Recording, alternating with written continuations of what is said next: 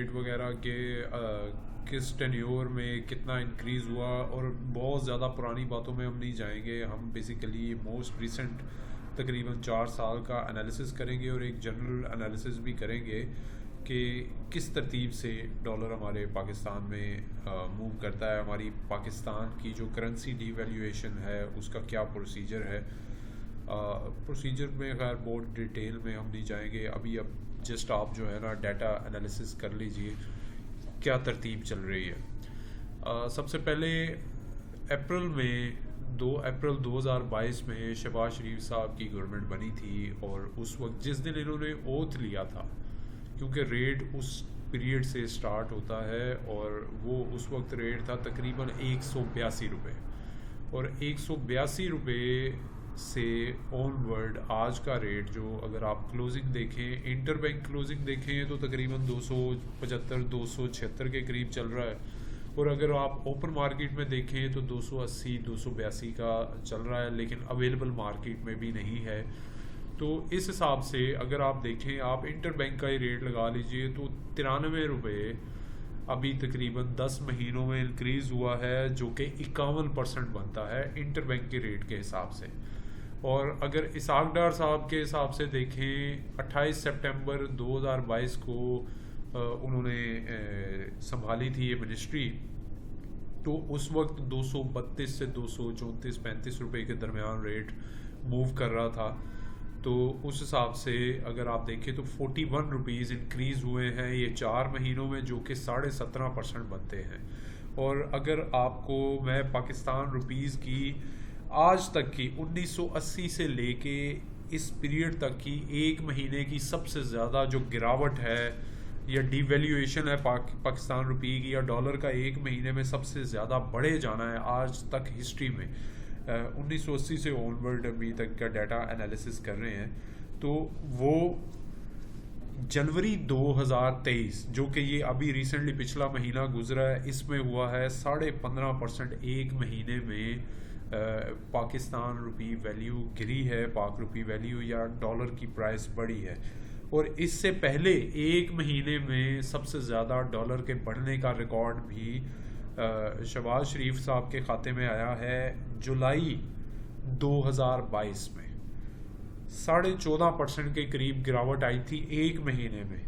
اس سے پہلے مئی 1999 وہ بھی پی ایم ایل این کا ٹینیور تھا، 11.10% ایک مہینے میں ڈالر کی گراوٹ ہوئی تھی. اس سے پہلے 1993 میں 9% ایک مہینے میں گراوٹ ہوئی تھی. یہ ایک جنرل بات کر رہے ہیں. اس سے پہلے عمران خان صاحب کا ٹینیور تھا تقریباً 4 سال کا ٹینیور تھا. یہاں پہ میں نے 3 سال لکھے ہیں رانگلی. تو بیسیکلی 4 سال کا ٹینیور تھا، اور جب خان صاحب نے اوتھ لیا تھا اس وقت اس کا ڈالر کا ریٹ 122 روپے چل رہا تھا، اور 182 روپے جس دن ان کی گورنمنٹ ختم ہوئی اس دن کا 182 روپے ریٹ تھا. لیکن کچھ لوگ کہتے ہیں جی کہ کیونکہ 188 تک گیا تھا شہباز شریف کے وہ اوتھ لینے سے پہلے، تو وہ بھی ان کے کھاتے میں پڑنا چاہیے، تو وہ بھی کوئی ایشو نہیں ہے. 6-7 روپے کا فردر ایڈیشن کیا جا سکتا ہے. 60 سے 66 روپے انکریز ہوئے ہیں 4 سال میں، جو کہ 49% بنتے ہیں 4 سال میں. اور ایک ایوریج جو ہے 12.25% ایک سال کی انکریز بنتی ہے. اور اگر آپ صرف یہ 10 مہینے کا ریکارڈ دیکھیں تو 51% انکریز بنتی ہے. اور اس میں جو بیسیکلی رول پلے کیا جاتا ہے اس سیکٹر میں یا اس ایشو کے لیے، وہ ہوتا ہے جی آپ کے اسٹیٹ بینک کے ریزروز، وہ آپ کس طرح سے مینٹین کرتے ہیں.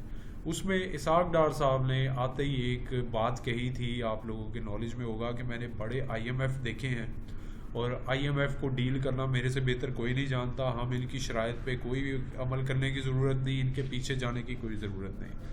تو اس کا امپیکٹ یہ آیا کہ تقریباً 4 مہینے گزر گئے ہیں، ان کی جو شرائط پہلے دن سے تھی وہی ابھی بھی چل رہی ہیں، اور اب جا کے اس کو منو ان عمل کرنے کے لیے ایگری کر رہے ہیں یا ہو رہے ہیں. تو اس 4 مہینے کا جو ڈیمیج ہے وہ آپ کے سامنے ہے کہ ہمارے اسٹیٹ بینک کے ریزروز تاریخ کے لویسٹ پوزیشن پہ ہیں، تقریباً $3.5 ارب سے بھی کم رہ چکے ہیں اب تک کے جو ڈیٹا ہوگا آپ کو یہ نیکسٹ ویک تک آ جائے گا. تو اگر آئی ایم ایف کا یہ ڈیل ہو جاتی 4 مہینے پہلے، آپ بھی تو ان کی شرائط پر عمل کر ہی رہے ہیں، تو یہ ہو جاتا. دوسرا انسٹانس یہ لیتے ہیں جی کہ شاید یہ پچھلی گورنمنٹ آئی ایم ایف کے ساتھ کی گئی ڈیل کو بریک کر چکی ہے، تو مائٹ پاسبل ان کی کچھ حد تک یہ بات ٹھیک بھی ہوگی کہ کچھ چیزوں پہ انہوں نے اینڈ پہ جا کے کچھ اپنے آپ کو سیف ایگزٹ دینے کے لیے یا کچھ ایسا کیا بھی ہو. لیکن دوسری سائڈ پہ اگر ہم دیکھیں، اگر یہ حقیقت ہوتی تو سپٹمبر کے پاس جا کے $1.3 ارب کی ایک ٹرانچ ملی تھی آئی ایم ایف سے، وہ پھر بالکل کبھی نہ ملتی. تو اس لیے آئی ایم ایف کی ایک جو تھوڑا سا ان کا پیٹرن یا مائنڈ سیٹ سمجھیں، اگر پچھلی گورنمنٹ کوئی ان سے معاہدے کی خلاف ورزی کر گئی ہو تو وہ کیا کرتے ہیں، اگلی گورنمنٹ کے ساتھ ڈیل یا نیگوشیٹ کرتے ضرور ہیں، لیکن اس میں کیا کہتے ہیں کہ جی پرانے پیریڈ کا بھی کوئی تھوڑا بہت جو ڈینٹ رہتا تھا یا اس پیریڈ سے اس پیریڈ تک کا جو ڈینٹ تھا وہ بھی کور کریں، فردر جو ہماری ایڈیشنل ریکوائرمنٹس ہیں وہ بھی پوری کریں. تو پرابلم یہاں پہ ان کو یہ ہوئی ہے کہ اسحاق ڈار صاحب ابھی تک 1999 یا 2013 سے 2018 کے فیز کے درمیان گھوم رہے ہیں، کیونکہ اس کے بعد سے چیزیں بہت ساری چینج ہو چکی ہیں. ہمارے کرنٹ اکاؤنٹ ڈیفیسٹس پہ بھی فرق پڑ چکا ہے، امپورٹس کی جو پرائسز ہیں انٹرنیشنل مارکیٹ میں، تمام چیزیں ہماری جو امپورٹ ہوتی ہیں وہ بہت فرق پڑ چکا ہے، اور بھی ادر فیکٹرز بھی ہیں کافی سارے.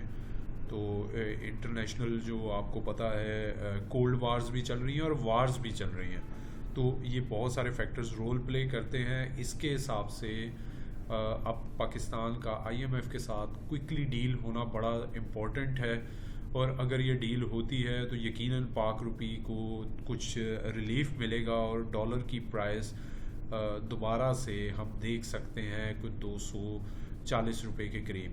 اور اگر آپ ویسے بھی دیکھیے کہ ڈالر کی جو ایک ایوریج انکریز ہوتی ہے ہر 3 سال 4 سال کے بعد، پاکستان کا جو روپیہ ہے 40% تک گرتا ہے، لیکن ابھی کی سچویشن یہ ہو چکی ہے کہ ہمارے پچھلے تقریباً 1.5-2 سال میں آلریڈی یہ 55% پلس ڈکریز ہو چکی ہے ویلیو پاکستان روپی کی.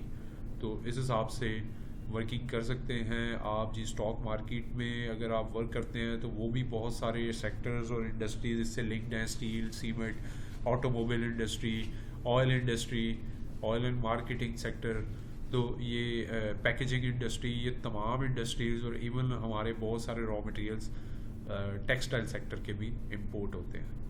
تو ابھی تک کے لیے یہ سچویشن ہے. اللہ کرے ڈیل ہو جائے، ایک ریزنیبل اماؤنٹ ہمیں مل جائے تو یہ $240 تک آپ کو یہ ڈالر اوپن مارکیٹ اور اس میں ملے گا. لیکن ابھی آپ نے یہ امید بالکل نہیں رکھنی کہ دوبارہ سے آپ کو $215 کے قریب ملے گا، انلیس کہ پاکستان کو کم از کم 25 سے 30 ارب ڈالر شارٹ پیریڈ میں مل جائے. چینل سبسکرائب کر لیجئے، اسٹے کنیکٹڈ، پھر انشاءاللہ ملاقات ہوگی. اللہ حافظ.